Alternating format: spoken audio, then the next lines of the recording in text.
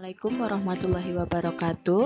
Jumpa lagi dalam pertemuan mata pelajaran PPKN. Nah, hari ini kita akan membahas materi terkait budaya politik di Indonesia. Nah, materi ini nanti hanya sekilas saja akan kita bahas. Semoga bisa membantu kalian belajar. Kita simak ya. Nah, berikut ini yang pertama terkait pengertian budaya politik. Menurut Almond dan Verba, budaya politik itu merupakan orientasi atau sikap dari seseorang, sikap individu terhadap suatu sistem politik dan bagian-bagiannya. Juga sikap individu atau perorangan terhadap peranannya sendiri dalam sebuah sistem politik. Jadi bagaimana kita bersikap, bagaimana seseorang itu berperan terhadap sistem politik, itulah yang dinamakan dengan budaya politik.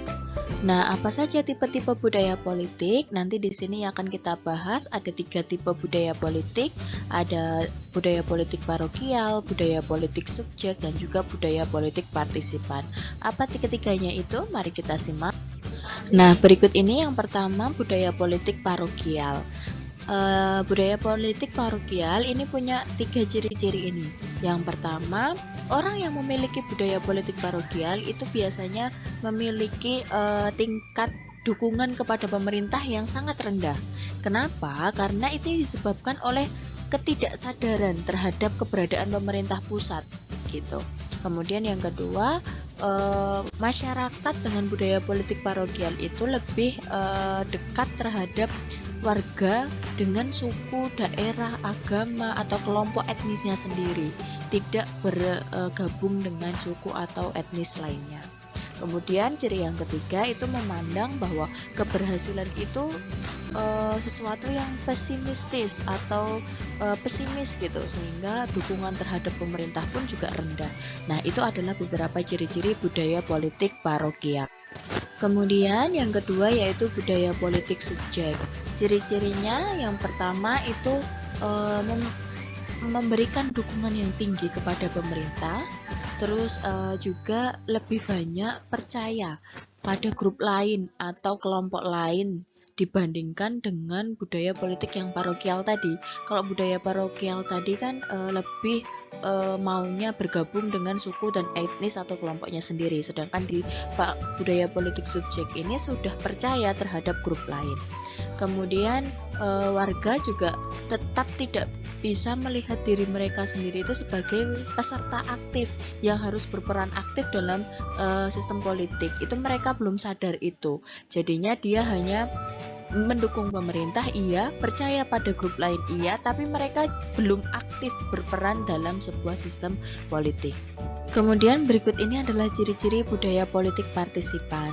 Nah, budaya politik partisipan ini hampir serupa dengan budaya politik subjek dalam hal pengakuan terhadap legitimasi pemerintah.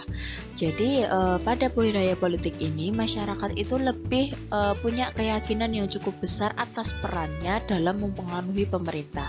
Kalau budaya politik subjek tadi yakin dan mengakui adanya pemerintah, tetapi kalau di partisipan ini selain yakin dengan adanya legitimasi pemerintah, juga mereka yakin ada akan perannya terhadap pemerintah.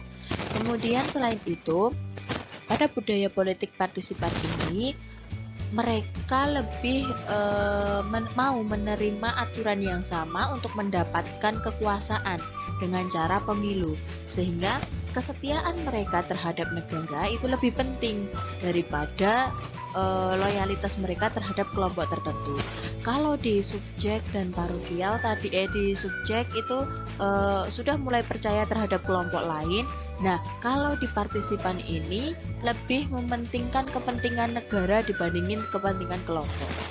Kemudian yang ketiga itu warganya memiliki keyakinan yang sangat tinggi bahwa tindakan mereka itu cukup berpengaruh terhadap kebijakan politik yang terjadi di sebuah negara itu. Jadi di dalam budaya politik partisipan ini masyarakatnya jauh lebih partisipatif, lebih banyak berperan aktif dalam sebuah sistem politik.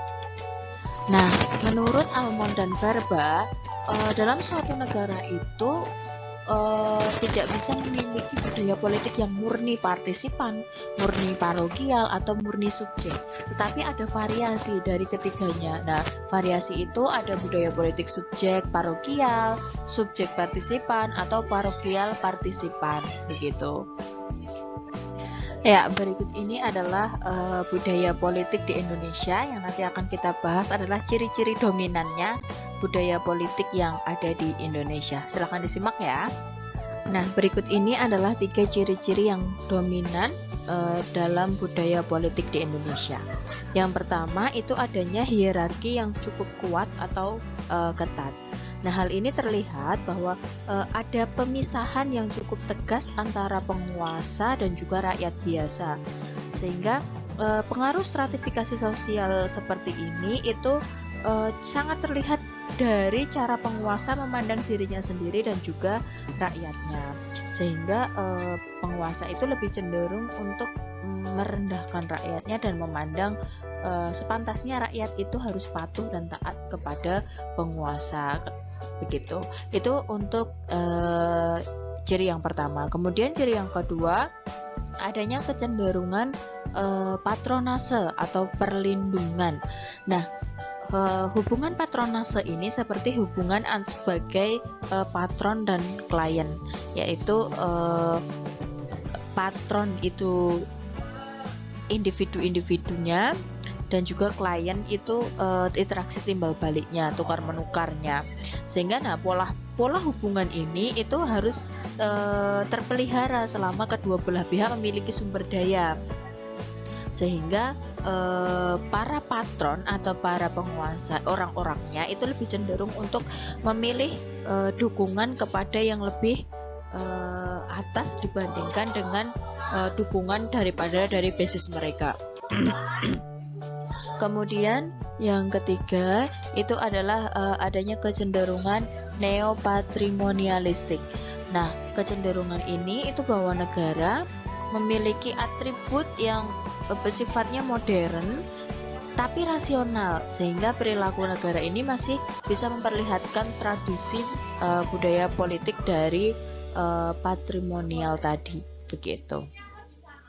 Nah, kemudian yang ketiga yaitu sosialisasi politik dalam pengembangan budaya politik. Nah, apa itu sosialisasi politik? Sosialisasi politik sebenarnya sudah dikemukakan oleh beberapa ahli. Namun, dari pendapat para ahli itu disimpulkan bahwa sosialisasi politik itu adalah suatu proses untuk memasyarakatkan atau untuk mengenalkan kepada masyarakat terkait nilai-nilai atau budaya politik ke dalam satu masyarakat. Nah, berikut ini adalah pembagian dari sosialisasi politik. Yang pertama ada pendidikan politik, kemudian yang kedua itu melalui indoktrinasi politik. Pendidikan politik menurut Undang-Undang Nomor 2 Tahun 2008 tentang Partai Politik itu merupakan sebuah proses pembelajaran dan pemahaman terkait tentang hak, kewajiban, serta tanggung jawab setiap warga negara dalam kehidupan berbangsa dan bernegara. Sehingga pendidikan politik ini memiliki beberapa tujuan. Ada yang meningkatkan kesadaran hak dan kewajiban, meningkatkan partisipasi politik, juga meningkatkan kemandirian dan kedewasaan dalam membangun karakter bangsa. Kemudian yang kedua, sosialisasi politik bisa dilakukan dengan indoktrinasi. Nah, indoktrinasi ini merupakan suatu proses yang hanya dilakukan oleh satu pihak. Ketika penguasa memobilisasi atau memindahkan, menggiring, memanipulasi warga masyarakat untuk menerima suatu nilai, norma, dan juga simbol-simbol yang dianggap penguasa itu sebagai hal yang ideal dan baik terkait dengan politik.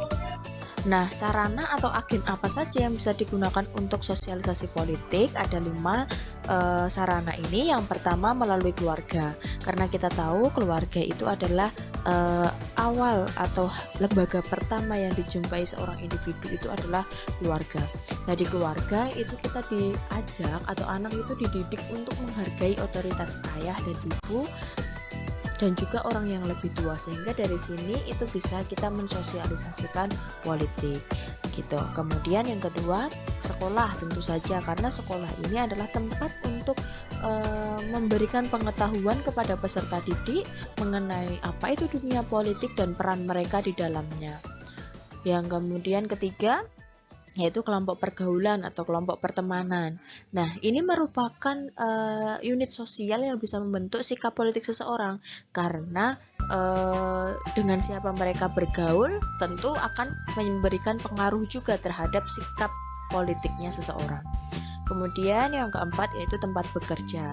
Kenapa? Karena organisasi formal maupun non formal itu biasanya terbentuk karena asalnya lingkungan tempat kerjanya itu apa? Biasanya ada serikat buruh karena kerjaannya buruh, kalau guru ya ada PGRI seperti itu. Kemudian media massa.